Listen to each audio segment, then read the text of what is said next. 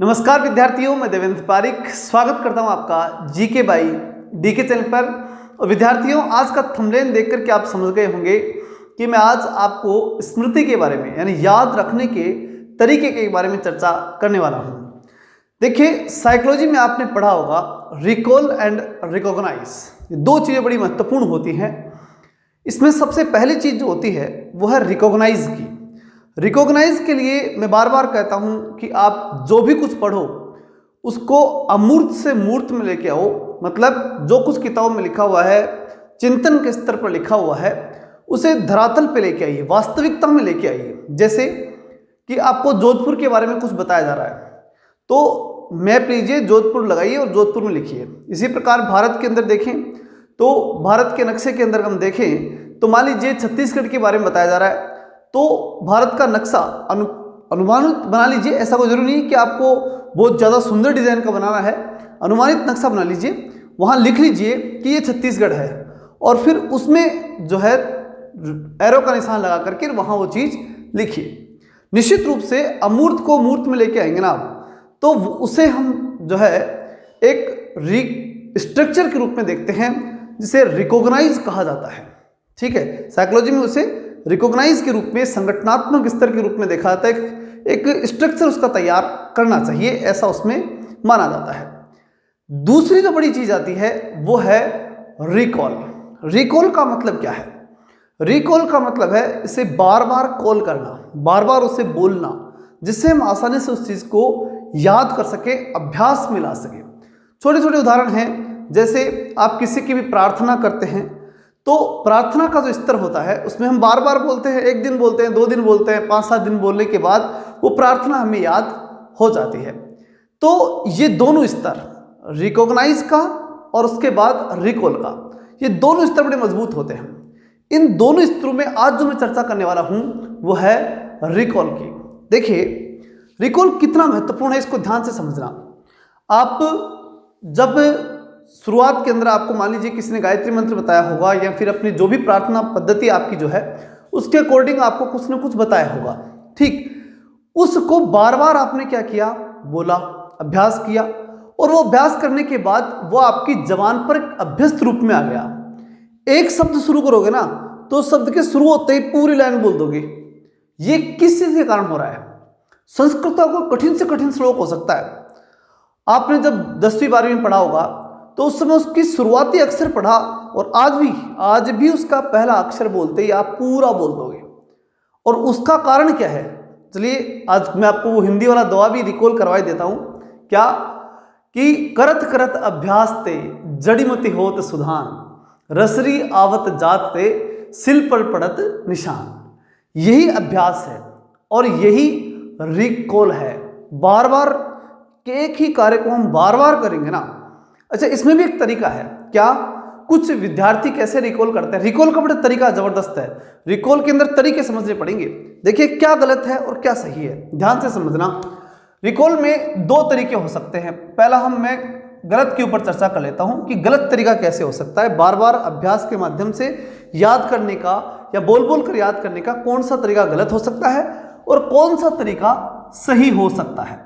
देखिए, वैसे तो ये व्यक्तिगत मामला है, किसी को कैसे याद होता है तो किसी को कैसे, लेकिन अगर साइकोलॉजिकल तरीके से देखा जाए और ज़्यादा परसेंटेज मानी जाए तो वो किसकी है और आपके लिए ज़्यादा बेस्ट कौन सा रहेगा। क्योंकि देखिए, कई बार हम करते रहते हैं कोई कार्य लेकिन उसका बहुत बढ़िया परिणाम हमारे सामने आता नहीं है, तो फिर वहाँ जरूरी हो जाता है कि हटकर के कुछ किया जाए। तो अब आप तय कर लेना कि आपके लिए कौन सा आज तक गलत रहा है और कौन सा अब सही हो सकता है। ये आपका व्यक्तिगत मामला है, मेरी तरफ से मैं बताने का प्रयास कर रहा हूँ, उसको ध्यान से सुनना। देखिए, गलत तरीका क्या हो सकता है कि एक लाइन है, ठीक है, एक लाइन है, यहां से शुरू किया उसको और यहां तक बोला और बोलने के बाद में उसको किताब में से पढ़ लिया और उसको फिर किताब बंद करके रट्टा मार रहे उसका। ठीक है, ये एक तरीका तो ये है, ये तरीका माना जाता है गलत। ठीक है, दूसरा है सही। सही तरीके की कंडीशन क्या है कि मान लीजिए एक पैराग्राफ है, उस पैराग्राफ को पूरे को यहां से यहां तक पूरा पढ़ा, या ऐसे मान लीजिए पूरा पन्ना है, इसको पूरे को पढ़ लिया, पूरा पेज है उसे पढ़ा। अब दूसरे दिन उसको फिर से यहां से शुरू किया, इसको पढ़ा और अगले पन्ने को चाहे 2 लाइनें पढ़ी अगले पन्ने की, लेकिन अगले पन्ने की फिर 2 लाइन पढ़ी, फिर तीसरे दिन यहां से फिर से शुरू किया और फिर 4 लाइनें उसके आगे पढ़ी।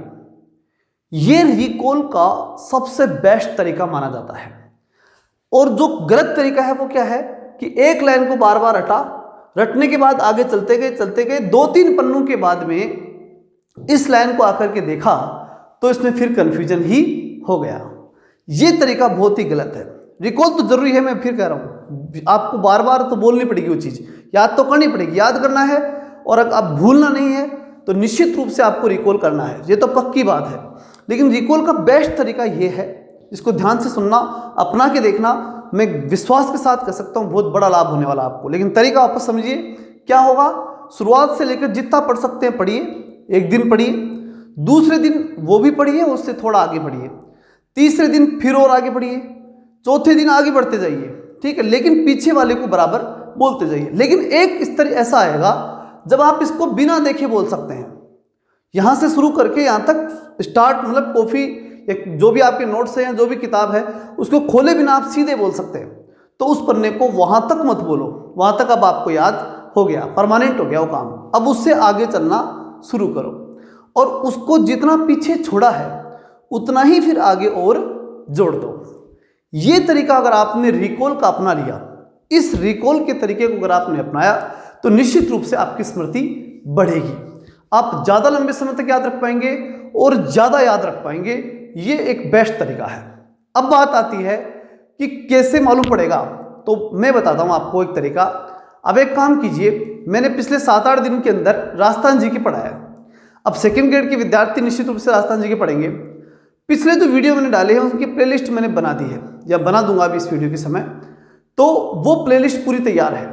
अब वहां जाकर के शुरू से लेकर उसे पढ़िए, हफ्ते में एक बार शुरू से लेकर के पढ़ना शुरू कीजिए। पहला वीडियो स्टार्ट करोगे वहां से पढ़ना और पढ़ते पढ़ते सारे वीडियो पढ़ो और फिर नेक्स्ट वीडियो आ जाएगा, तब तक आपके लिए उस नेक्स्ट को पढ़ो, फिर वापस पढ़ो। तब कैसे पढ़ोगे? शुरू से पढ़ोगे।